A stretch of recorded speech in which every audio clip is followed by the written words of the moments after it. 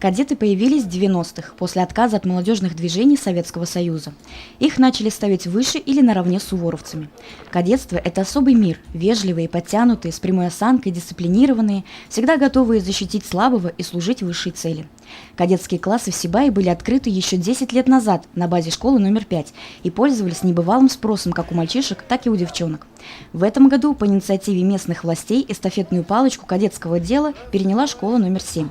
Специализированные классы явно выражены и отличаются от обычных, что дает им не только повод для гордости, но и обязует прилежно учиться. В этом году у нас открылось 5 кадетских классов. То есть это 2 первых, 2 пятых класса и 1 10 класс, это уже он профильный считается. То есть по окончании 10-11 класса, то есть наши выпускники 11 класса получат утвержденную форму аттестата о прохождении данных курсов, подписанный министром МВД. По окончании 11 класса наши ученики будут иметь определенные льготы для поступления в МВД, школы МВД, то есть, и те институты, которые профилируют в этом направлении. Ну и, конечно же, также это военные институты. Ученические будни кадетов насыщены. Помимо основных уроков, начинающие военные занимаются внеурочной деятельностью, которая не входит в основную общеобразовательную программу. Например, ребята проходят огневую, строевую подготовку, посещают бассейн, а также хоровое, театральное мастерство и танцы. А, например, кадеты 10-го профильного класса отличаются от обычных учеников и своей основной учебной программой. В особенности 10 класс отличается тем, что он профильный, и в нем есть выделены отдельные профильные предметы, такие как право 2 часа, добавлены часы истории. Также введены предметы криминалистика, это теория и практика, история МВД и история правоохранительных органов. Кадет звучит гордо. Для учащихся школы номер 7 это не просто слова. Они действительно гордятся своим званием, формой, школой. Я горжусь, что я в кадетском классе. Как кадет это военный человек. И он может потом в будущем стать военным, полицейским, судьей. Мне нравится быть кадетом, потому что кадетство это гордо.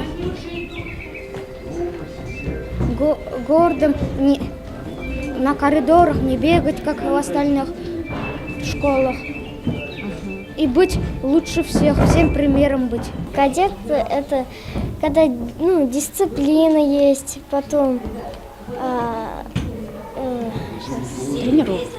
тренировки всякие, потом подготовительные, а когда оканчиваешь школу, то туда тебе выдают карточку на любую работу, то туда будет полегче устроиться. Кадет должен быть четким, красивым, умным, и никогда не сдаваться, все время идти вперед и любить свою родину. Кадет – это опора, она помогает родине, и кадеты прежде всего должны быть дисциплинированы и послушными. На днях в стенах 7-й школы кадетам представилась возможность пообщаться с ветеранами Великой Отечественной войны.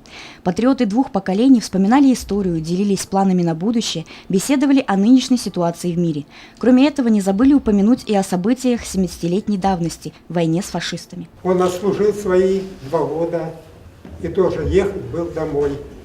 Но протрубил трубач тревогу, и рота мигом встала в строй. «Война, война!» — сказал полноротный. «Фашист пошел на нас войной. Всем взять оружие, гранаты и всех вперед, бегом за мной». Они заняли оборону.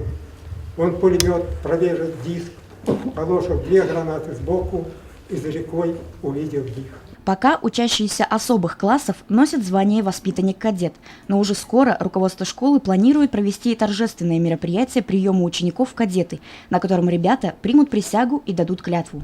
Возможно, большинство из них в будущем не станет профессиональными военными или сотрудниками МЧС, но кадетство обязательно оставит в их душе свой особенный яркий след.